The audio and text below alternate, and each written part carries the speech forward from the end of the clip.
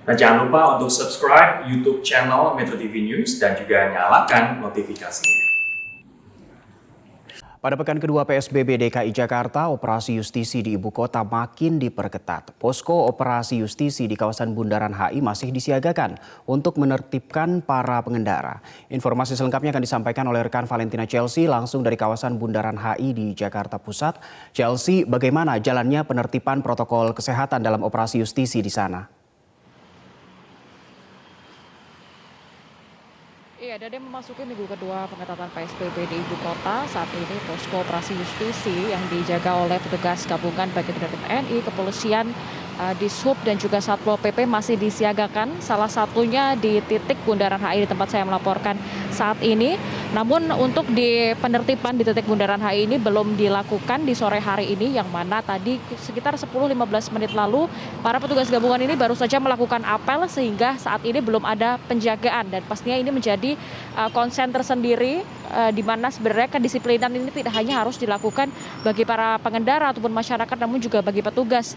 Sebagaimana kita ketahui bahwa operasi justisi ini sebaiknya atau seharusnya dilakukan selama 24 jam, namun dari pantauan kami dari siang tadi belum ada petugas yang berjaga, sehingga ini harus menjadi konsen tersendiri bagi pemerintah Provinsi DKI Jakarta. Selain itu juga menurut data yang kami dapatkan dari Polda Metro Jaya, terhitung selama 10 hari operasi justisi di ibu kota, terhitung sejak tanggal 14 hingga 22 September, tercatat sudah ada lebih dari 72.000 pelanggaran ataupun penindakan yang dilakukan oleh petugas gabungan. 58.000 diantaranya ini merupakan teguran tertulis, 5.500 diantaranya merupakan teguran lisan, dan 2.000 lebih ini merupakan sanksi administrasi yang sudah dikumpulkan sebanyak 332 juta rupiah. Selain itu juga menurut informasi yang kami dapatkan, ini sudah ada 17 perkantoran dan 118 rumah makan yang disanksi ataupun ditindak oleh petugas gabungan selama 10 hari operasi justisi ini diselenggarakan di DKI Jakarta. Dade. Ya, Chelsea, lalu apa saja sanksi yang diberikan oleh petugas gabungan di sana? Ya, jika kita mengacu pada peraturan gubernur nomor 79 tahun 2020, ada 2 sanksi yang akan bisa diterapkan kepada para pelanggar.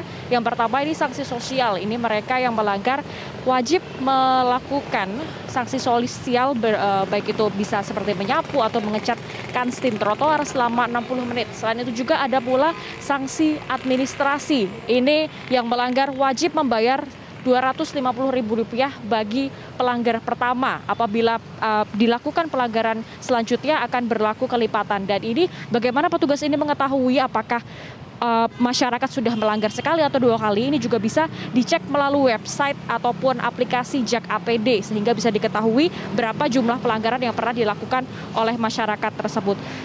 Selain itu juga meskipun sudah ada banyak sekali 72.000 lebih pelanggar yang ditindak, ini tidak membuat lengah pemerintah Provinsi DKI Jakarta.